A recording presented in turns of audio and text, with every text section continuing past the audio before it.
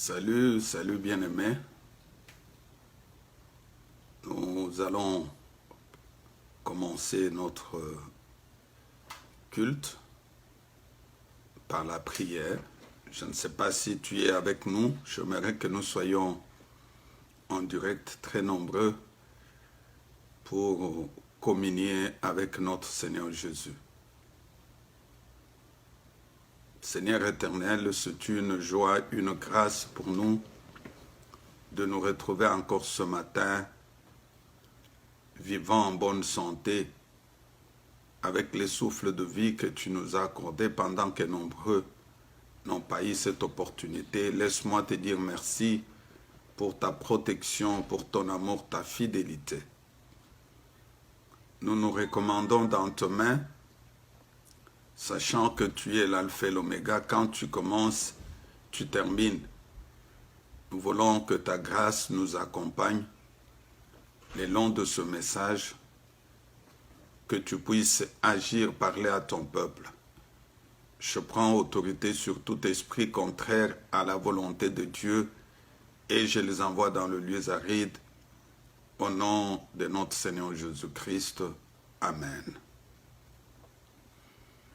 Nous avons commencé notre enseignement depuis dimanche sur le thème de la promesse à l'accomplissement. Comment peux-tu recevoir la promesse de Dieu et arriver à l'accomplissement de cette promesse? Parce que nous voyons beaucoup de gens comme Abraham, Isaac, Jacob ont reçu des promesses de la part de Dieu. Du fait qu'ils ont marché, qu'ils ont compris ce que le Seigneur leur avait parlé, ils ont vu ces choses se réaliser dans leur vie. Mais qu'est-ce qui fait que nous, aujourd'hui, nous recevons de promesses? Dieu nous promet de grandes choses et ces promesses ne se réalisent pas. Nous avons la grande promesse qui est la vie éternelle. Nous ne voulons pas manquer ce rendez-vous. Nous ne voulons pas, quand le Seigneur reviendra, que nous ne soyons pas enlevés. C'est l'objectif, la mission pour laquelle nous donnons cet enseignement, pour préparer à l'Église, préparer aux enfants de Dieu sur cette grande promesse que nous attendons. Parce que Jésus-Christ est notre époux. Nous, en tant qu'épouse, nous l'attendons pour ce grand mariage qui aura lieu lorsqu'il viendra enlever son Église. Nous entamons le premier sous-point, la révélation de Dieu à ton appel. C'est très très important parce que si tu n'as pas compris ton appel, mon frère, ma soeur, c'est difficile que les promesses de Dieu puissent se réaliser dans ta vie. J'aimerais qu'on lise les Écritures dans les livres de 1 Samuel. 1 Samuel chapitre 3, le verset 1 à 11. Le jeune Samuel était au service de l'Éternel devant Élie. La parole de l'Éternel était rare en ce temps-là. Les visions n'étaient pas fréquentes. En ce même temps, Élie, qui commençait à avoir les yeux troubles et ne pouvait plus voir, était couché à sa place. La lampe de Dieu n'était pas encore éteinte. Et Samuel était couché dans le temple de l'Éternel où était l'arche de Dieu. Alors l'Éternel appela Samuel. Il répondit, me voici, et il courut vers Élie et dit, me voici car tu m'as appelé. Il répondit, je ne t'ai point appelé, retourne te coucher. Il alla se coucher. L'Éternel appela de nouveau Samuel, et Samuel se leva, allant vers Élie, et dit, me voici car tu m'as appelé. Élie répondit, je n'ai point appelé. Mon fils, retourne te coucher. Samuel ne connaissait pas encore l'Éternel. Et la parole de l'Éternel ne lui avait pas encore été révélée. Souligne cette phrase. La parole de l'Éternel ne lui était pas encore été révélée. L'Éternel appela de nouveau Samuel pour la troisième fois, et Samuel se leva, alla vers Élie et dit, « Mais voici, car tu m'as appelé. » Élie comprit que c'était l'Éternel qui appelait l'enfant. Et il dit à Samuel, « Va, couche-toi. Et si l'on t'appelle, tu diras, parle, Éternel, car ton serviteur écoute. » Et Samuel allant se coucher à sa place, l'Éternel vint et se présentant, et il appela comme les autres fois, « Samuel, Samuel. » Et Samuel répondit, « Parle, car ton serviteur écoute. » Alors, l'Éternel dit à Samuel, « Voici, je vais faire en Israël une chose qui étourdira les oreilles de quiconque l'entendra.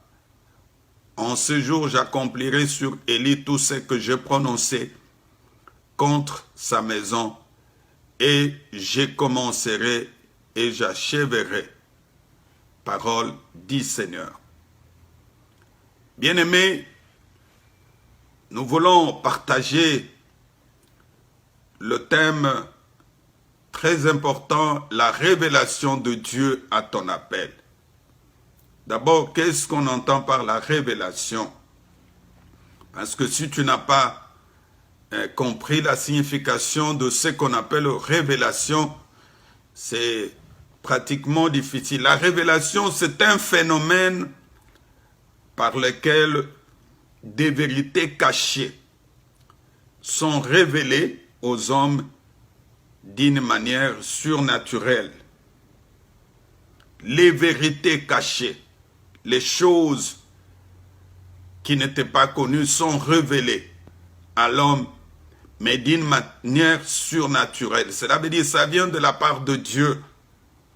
C'est le fait de divulguer quelque chose, le fait de dire quelque chose qui était caché et que cette chose est dite au vu de la personne ou bien au vu de tout le monde. C'est ce qu'on appelle la révélation. Mais dans le texte que nous venons de lire, nous allons parler plus précisément de l'appel de Dieu dans nos vies, parce que c'est très très important. La première des choses, il faut comprendre ton appel. Si tu n'as pas compris ton appel, la promesse de Dieu ne pourra pas se réaliser dans ta vie. Abraham, notre père dans la foi, que nous avons lu dans le premier texte, avait compris son appel. Et c'est ainsi que Dieu l'a appelé. Et quand il l'a appelé, il lui dit, « Va-t'en de la maison de ton père, de ta patrie, va là où je vais t'indiquer. » Abraham n'a pas hésité. La Bible dit qu'il a pris sa femme et son neveu Lot, ils sont partis. Parce que la maison de son père était un obstacle, était une barrière pour Abraham, et la bénédiction de Dieu, les promesses de Dieu ne pouvaient pas s'accomplir dans sa vie. Lorsqu'il a compris qu'il fallait quitter, il est parti. Et c'est là où il est parti qu'il a vu la promesse de Dieu s'accomplir. Aujourd'hui, nombreux veulent que les promesses de Dieu s'accomplissent toujours là où ils étaient avant, dans la même situation. Non. Il faut d'abord comprendre l'appel de Dieu. J'insiste ce matin sur la révélation dans ton appel. Dieu t'a appelé comment? Lorsqu'il t'a appelé, qu'est-ce qu'il t'a dit? Qu'est-ce que tu avais compris dans ton appel? Est-ce que tu avais suivi ce que le Seigneur t'avait dit? Avais-tu suivi les recommandations de Dieu lorsqu'il t'a appelé? Le texte que nous venons de lire nous parle de l'histoire du jeune prophète Samuel que nous connaissons très bien, Samuel, le fils de Anne, cette femme qui n'avait pas mis au monde, et du fait qu'elle ne mettait pas au monde, elle est allée dans la maison de l'Éternel chercher la solution. La Bible dit, pendant que cette femme était là en train de prier, et les larmes coulaient aux yeux, elle a y rencontré le sacrificateur Élie. Et l'homme de Dieu lui dit, femme, jusqu'à quand seras-tu dans l'ivresse? Anne lui dit, je ne suis pas ivre. C'est le degré de ma douleur qui me fait pleurer. Et c'est ainsi que l'homme de Dieu lui dit, rentre. L'année prochaine, à la même période, tu recevras un enfant. Mais cette femme avait fait un vœu à Dieu, en disant, si tu me donnes un enfant mâle, je le consacrerai toute sa vie dans ta maison. Et comme Dieu aime souvent ce genre de prière avec de vœux, Dieu a accompli le vœu de cette femme. Une fois qu'elle a eu le jeune Samuel, la Bible dit que sa maman l'a amené dans la maison de l'Éternel. Et c'est là où Samuel a pu grandir à côté, au service de l'homme de Dieu, le sacrificateur Élie.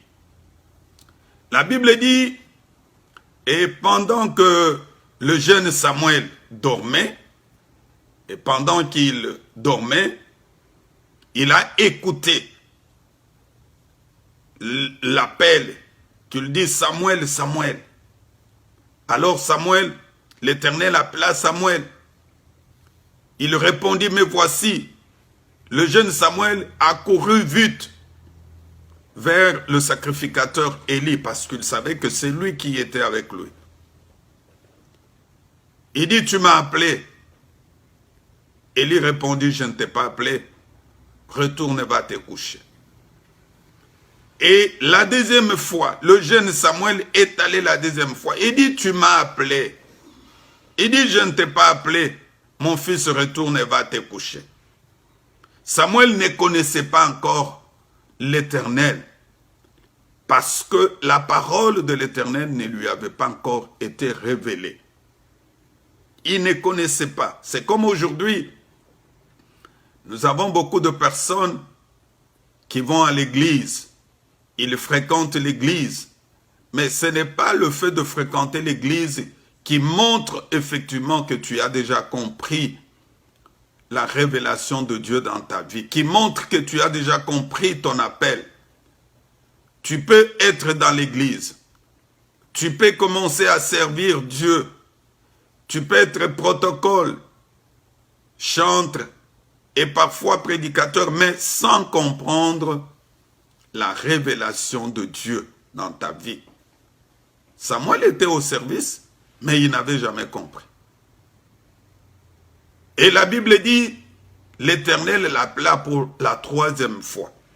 Et Samuel alla vers Élie. Il dit, mais voici, tu m'as appelé. Et c'est à ce moment-là qu'Élie comprit que c'est l'Éternel qui l'appelait. Il dit, va dormir. Mais cette fois-ci, si tu entends l'appel, tu dis, Seigneur, parle-moi. Seigneur, parle-moi. La Bible dit, Élie alla se coucher. L'Éternel vint et se présentant, il l'appela comme les autres fois. Là, c'est la quatrième fois. Samuel, Samuel. Et Samuel répondit, parle, car ton serviteur écoute. Maintenant, Samuel reçoit la révélation de la part de Dieu. Alors l'Éternel dit à Samuel, voici, je veux faire en Israël une chose qui étourdira les oreilles de quiconque. C'est à partir de ce moment-là que le jeune Samuel avait compris la révélation qui venait de la part de Dieu. Après avoir lu ce verset, on se pose la question de savoir comment et pourquoi Samuel ne connaissait-il pas Dieu? Le Dieu qu'il servait pendant longtemps, qu'il servait depuis son jeune âge. Et la réponse est très simple. C'est que Samuel servait dans le temple de Dieu, mais il n'avait pas encore rencontré le Seigneur personnellement. Bien-aimés, dans la révélation, il y a ce que nous appelons la rencontre personnelle avec Dieu. Dieu ne s'était pas encore révélé en lui. Et nous comprenons que lorsque tu n'as pas encore rencontré le Seigneur, tu peux tout faire, rien ne va pas marcher dans ta vie. Et c'est ce qui est le cas de beaucoup de personnes aujourd'hui. Ils fréquentent l'église, ils vont à l'église, ils font tout ce qu'ils font, mais ils n'ont jamais compris. Ils n'ont jamais rencontré Dieu. Nous le voyons dans le cas de Nicodème. Nicodème était là. Il était un docteur de la loi. Mais le jour où il a rencontré Jésus, le Seigneur lui dit qu'il était faut naître de nouveau. Et quand le Seigneur Jésus lui a parlé, il lui pose la question, dois-je encore rentrer dans le ventre de ma mère pour que je puisse naître de nouveau? Mais ce que le Seigneur lui disait, ce n'était pas de rentrer dans le ventre de sa mère, mais le Seigneur lui demandait une nouvelle naissance qui pouvait se faire, qui pouvait se réaliser dans sa vie. Et c'est ce que Dieu lui a demandé. Lorsque tu n'as pas encore, bien-aimé, compris qu'il te faut une nouvelle naissance dans ta vie, c'est pratiquement difficile. C'est pratiquement difficile que tu puisses vivre le merveille de Dieu dans ta vie. Et lorsque le jeune Samuel a compris que c'est Dieu qui lui parlait, et Dieu a commencé à l'utiliser, Dieu a commencé à se manifester puissamment. Et de grandes promesses de Dieu se sont accomplies dans la vie de Samuel. Et je voudrais aussi que toi qui me suis aujourd'hui, toi mon frère, ma soeur, que tu arrives à comprendre la révélation de ton appel. Beaucoup de gens n'ont pas encore compris la révélation de leur appel. Dieu t'a appelé. Il t'a appelé non pas que tu restes la même personne. Il ne t'a pas appelé pour que tu restes dans la même vie que tu avais. Et comment est-ce que les promesses de Dieu vont s'accomplir dans ta vie pendant que tu continues avec cette vie que tu avais auparavant? Il faudrait que tu puisses avoir une expérience personnelle avec Dieu. Qu'est-ce que le Seigneur a fait dans ta vie depuis que tu l'as rencontré? Qu'est-ce que tu peux témoigner? Voilà, avant, j'étais comme cela. Et quand je rencontrais le Seigneur Jésus a changé ma vie. Il faut que tu sois à mesure de vivre la grandeur et la gloire de Dieu dans ta vie. Et c'est comme cela que Dieu va se manifester. Voyons le cas de Paul. Lisons un peu les livres des Actes des Apôtres. Actes des Apôtres, chapitre 9. Comment Dieu va se révéler dans la vie de l'apôtre Paul. Actes chapitre 9, à partir de verset 3. Comme il était en chemin et qu'il approchait de Damas, tout à coup, une grande lumière venant du ciel resplendissait autour de lui. Il tomba par terre et entendit une voix qui lui disait « Saul, Saul, pourquoi me persécutes-tu » Il répondit « Qui es-tu, Seigneur » Et le Seigneur dit « Je suis Jésus que tu persécutes. Il te serait dur de régimer contre les aiguillons. tomba et saisi de froid, il dit, Seigneur, que veux-tu que je fasse? Et le Seigneur lui dit, lève-toi, entre dans la ville et on te dira ce que tu dois faire. Les hommes qui l'accompagnaient demeurèrent stupéfaits. Ils entendaient bien la voix, mais ils ne voyaient personne. Saul s'éleva de terre, et quoique ses yeux fussent ouverts, il ne voyait rien. On le prit par la main et on le conduisit à Damas. Il resta 3 jours sans voir et il ne mangeant ni ne but. Ici, on nous parle de l'histoire de Paul, comment sa conversion a pu avoir lieu. Paul croyait qu'il était sur une bonne voie. Il pensait que ce qu'il faisait était correct. Vous savez, lorsque tu n'as pas encore reçu la révélation de Dieu dans ton appel, c'est difficile de comprendre les choses de Dieu. Peut-être tu comprends que ce que tu fais est correct, mais lorsque le Seigneur va te révéler, c'est à ce moment-là que tu vas comprendre que tu étais en dehors de la parole de Dieu. Pendant qu'il allait à Damas comme d'habitude, parce que lui, il défendait la loi judaïque, il pensait que ce qu'il faisait était correct. La Bible dit que tout à coup, il a vu une grande lumière qui resplendit et il a entendu une voix qui lui dit, Saul, Saul, pourquoi me persécutes-tu? Et c'est ainsi qu'il répondit, qui es-tu? Il dit, je suis le Seigneur Jésus que tu persécutes. Et au même instant, Paul tomba. Et quand il est tombé, la Bible dit qu'il est devenu sur le champ aveugle. Les gens entendaient la voix, mais ils ne voyaient pas la personne qui lui parlait. C'est ça. Le salut est individuel. Ce n'est pas quelque chose du groupe. Ce n'est pas quelque chose où il faut chercher l'accord de quelqu'un, non. Lorsque Dieu se révèle en toi, il faut te mettre automatiquement au travail. Il faut suivre les directives que le Seigneur te demande de faire. Et c'est ainsi que Saul est allé, on l'a amené dans la ville de Damas, et quand il est arrivé là-bas, un disciple nommé au nom de Ananias, c'est lui qui lui a imposé le main. Et quand il lui a imposé, il a prié pour lui, et automatiquement les cailles sont tombées sur ses yeux. Et sur le champ, la vie de Saul a changé. Il n'était plus Saul, il est devenu Paul. Voilà comment Dieu se révélait dans la vie de Paul. Je ne sais pas, toi, mon frère, ma soeur, si Dieu s'est déjà révélé dans ta vie. Si tu as déjà compris ton appel. Si tu as quelle expérience avec Dieu.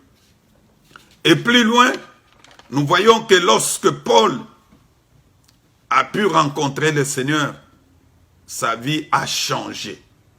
Il n'est plus revenu comme il était auparavant. Ce qui est très très important. Parce qu'aujourd'hui, beaucoup veulent recevoir la révélation de la part de Dieu. Ils veulent que Dieu se manifeste dans leur vie et que leur vie reste la même comme auparavant. Non, aucune personne n'a rencontré Dieu et que sa vie reste la même. Et tu ne peux pas garder la même vie que tu avais avant. Et tu dis que j'ai compris la révélation de Dieu dans ma vie. Non. Parce que dans la révélation de Dieu, il y a des étapes très très importantes à suivre. La première étape, il faut naître de nouveau. Et dans la nouvelle naissance, il faut accepter Jésus, Christ comme Seigneur et Sauveur. Oui, mon frère, ma soeur, parfois tu l'as déjà accepté. Est-ce que tu as déjà eu à faire la repentance dans ta vie? Parce que la repentance est très très nécessaire. Il faut dire à Dieu tout ce que tu as fait. Parce que ces choses mettront une barrière, un obstacle dans ta vie. Et lorsque tu fais la repentance, il faut passer à une autre étape. C'est abandonner la vie du péché. As-tu déjà abandonné ce que tu faisais auparavant? Parce qu'aujourd'hui, nombreux ne vivent pas les promesses de Dieu parce qu'ils n'ont pas abandonné la vie du péché. Tu étais une femme adultère. Tu étais 3e, 4e bureau. Tu rencontres le Seigneur, il te fait des promesses. Mais avant que les promesses de Dieu s'accomplissent dans ta vie, mets d'abord fin à cette vie que tu avais auparavant. Regarde l'histoire de cette femme adultère. Elle rencontre Jésus. Et le Seigneur Jésus lui pose la question, combien de maris as-tu? Et quand cette femme, Dieu lui a révélé qu'elle vivait avec plusieurs maris, le Seigneur lui dit, abandonne cette vie, mets fin à cette vie-là. Et la femme n'a plus continué cette vie. Mais qu'est-ce que nous constatons aujourd'hui? Nombreux veulent garder la même situation avant. La situation qu'il avait. Non, il faut quitter. Quitte la maison de ton père. Quitter la maison de ton père signifie abandonner l'ancienne vie que tu avais. Parce que Dieu avait vu que la maison du père d'Abraham pouvait être un grand obstacle pour lui, pour que les promesses de Dieu ne puissent pas s'accomplir.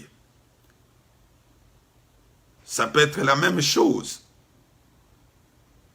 Tu n'as pas une révélation qui vient de la part de Dieu, mais tu veux que le Seigneur se manifeste dans ta vie.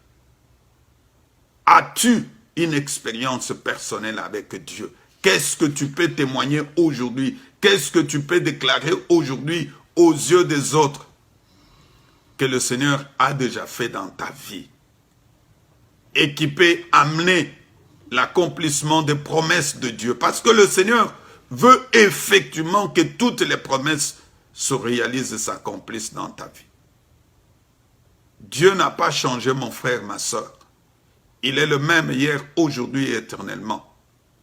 S'il avait demandé à Abraham de quitter pour que les promesses de Dieu s'accomplissent, aujourd'hui, il te demande et il me demande aussi de quitter pour que les promesses de Dieu s'accomplissent dans ta vie.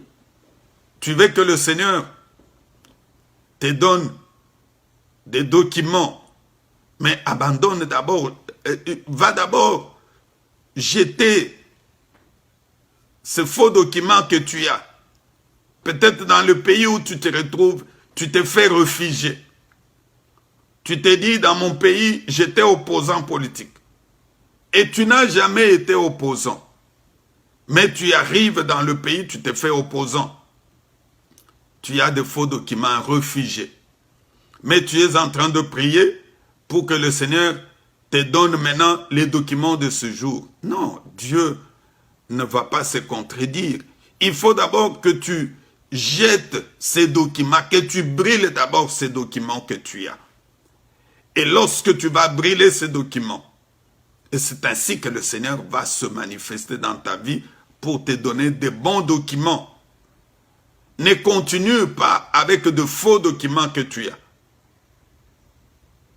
Combien aujourd'hui, à l'étranger où nous sommes, se sont fait réfugiés pendant que dans leur pays, ils ne l'étaient pas.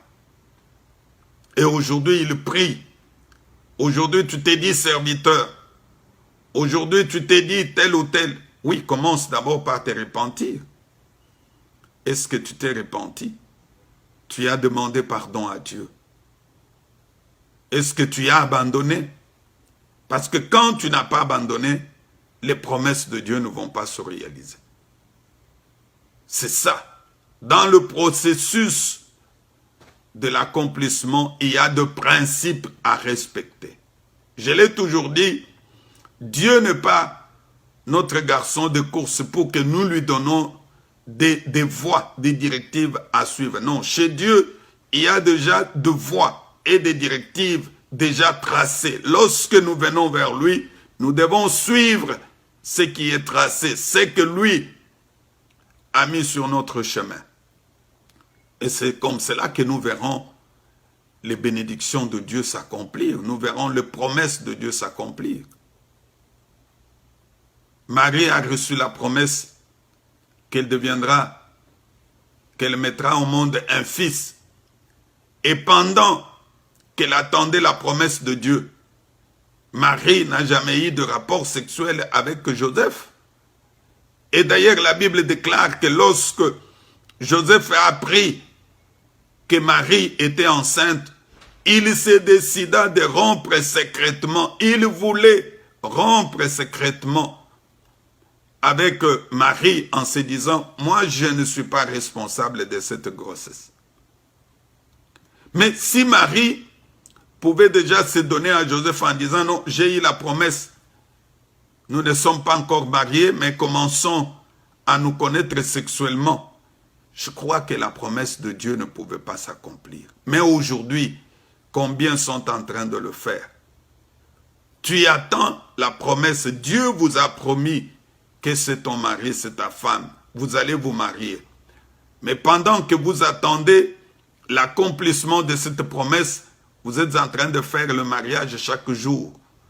Toi avec cet homme-là, avec cette femme, vous êtes en train de coucher ensemble. Non, ça n'honore pas Dieu.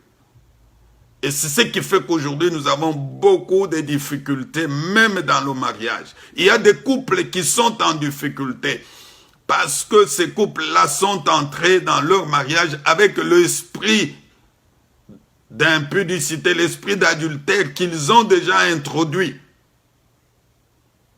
Vous vous mariez aujourd'hui, 2 ou 3 jours, ton mari commence à aller avec d'autres femmes. Ta femme commence à aller avec d'autres maris. Et vous n'avez même plus l'envie de vivre ensemble. Pourquoi? C'est parce que vous n'avez pas suivi la voie de Dieu. Vous n'avez pas suivi ce que la parole de Dieu recommande. La seule chose, c'est de faire quoi? C'est de vous repentir. Vous devez vous repentir. Et surtout prendre la décision d'abandonner.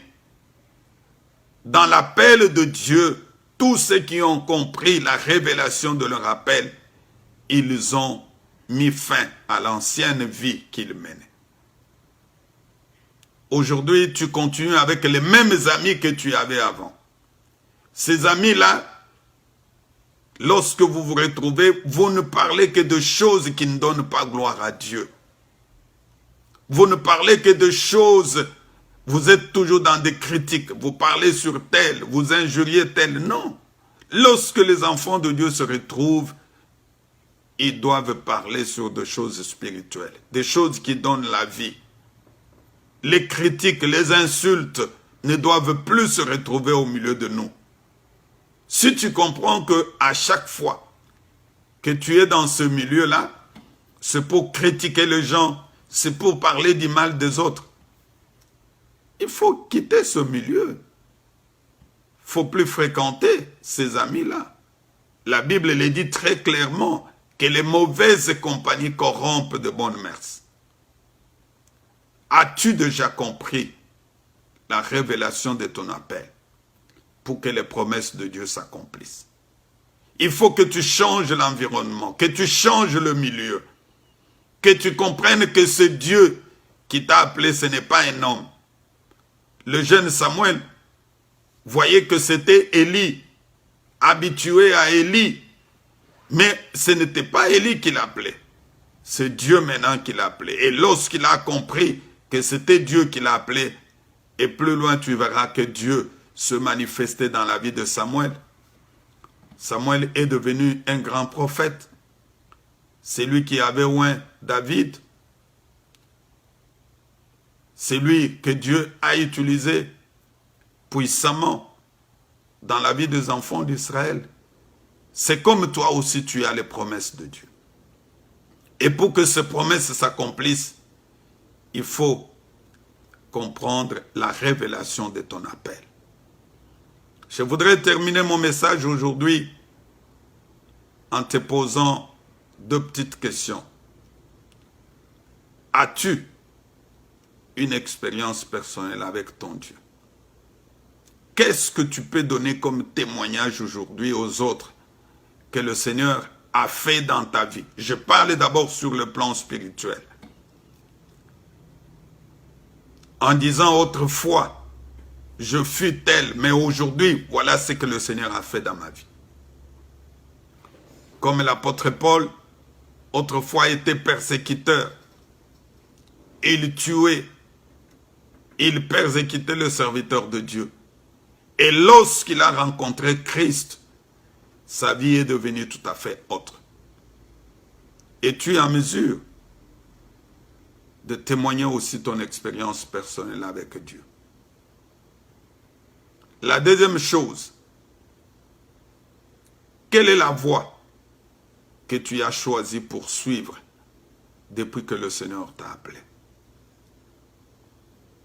Incline ta tête, nous allons prier. Père, merci. Merci parce qu'aujourd'hui, tu nous as parlé sur la révélation de Dieu dans notre appel. Nous ne pouvons pas vivre l'accomplissement de promesses tant qu'on n'a pas la révélation sur notre appel. Si Abraham n'avait pas compris et qu'il devrait rester dans la maison de son père, les promesses de Dieu ne pouvaient pas s'accomplir. Et même quand il est sorti de la maison de son père, le long de son parcours, il s'est fait accompagner de son neveu Lot. Mais dans la volonté de Dieu, il ne fallait pas qu'il soit accompagné de Lot. La Bible dit que l'Éternel est resté pendant plus d'une dizaine d'années sans lui parler. Et lorsque Abraham a compris qu'il devrait se séparer de Lot, c'est ainsi que Dieu a renouvelé de l'appeler. Aujourd'hui, je voudrais aussi que mon frère, ma soeur, peut-être qui a déjà compris l'appel de Dieu, mais qui ne s'est pas encore séparé avec Lot, qu'il se décide de le faire. Parce que nous voulons vivre tes promesses comme nos aînés dans la foi l'ont vécu. Merci Père. Merci le roi de rois. Merci le créateur du ciel et de la terre.